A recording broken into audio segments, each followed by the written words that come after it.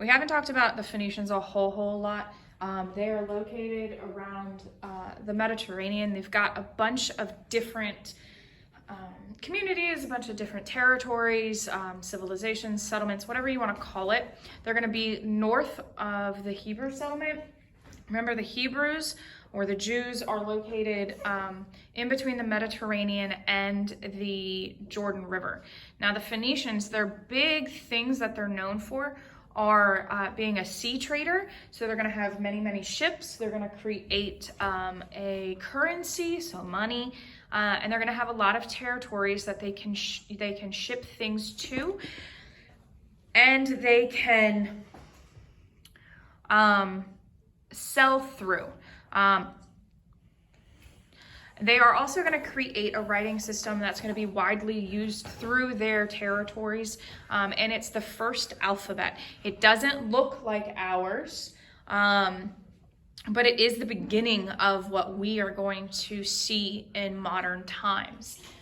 The next area that we're going to talk about is Mesopotamia. Now, Mesopotamia is this whole area between the two rivers of Euphrates and the Tigris. Remember, Euphrates is on the bottom and Tigris is on top.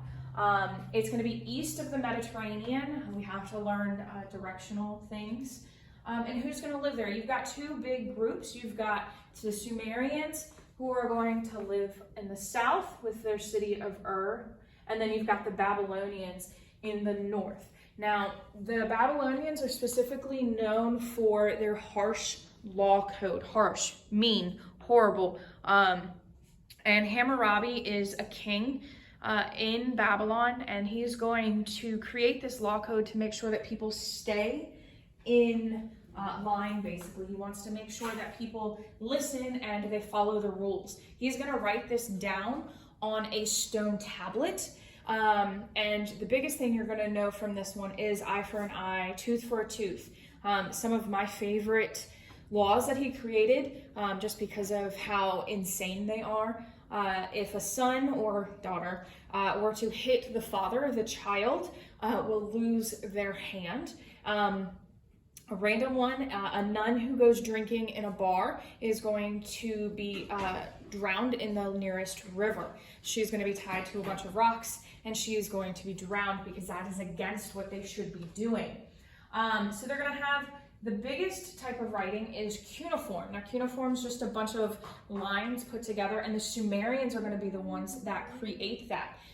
They're going to use that mostly in the city of Ur. And that city of Ur is the most important city in the area. It's a modern day city today, but it's got to go through some name changes. Now, the Babylonians and the Sumerians are going to fight over this area, that city in particular, but all of Mesopotamia. And when Babylon actually captures Ur, they're going to rename it Babylon. It's the same city, just a different name right here in between. And the cuneiform is going to translate from Sumerians to the Babylonians. They're going to continue using it. And they're a polytheistic civilization. They're going to use polytheism to explain everything in their area. Now, religions at this time are first created to explain the unexplainable and to give meaning to death. Now, the other two civilizations that we need to talk about a little bit, we'll get more into them. The first one is India. Now, the Fertile Crescent is all right here. And it's going to, Egypt is right here, Mesopotamia, the Phoenicians, and the Hebrews. We're going to keep moving east, so we've got India. Now, India is going to create a writing type that is Sanskrit. It's right here. And if we keep moving east, we're going to have the Honghe, or China, modern day China. Honghe River. Honghe means yellow in the Chinese language.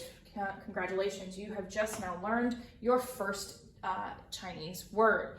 Now, these two civilizations are going to be some of the largest, and again, they are going to be some of the longest lasting.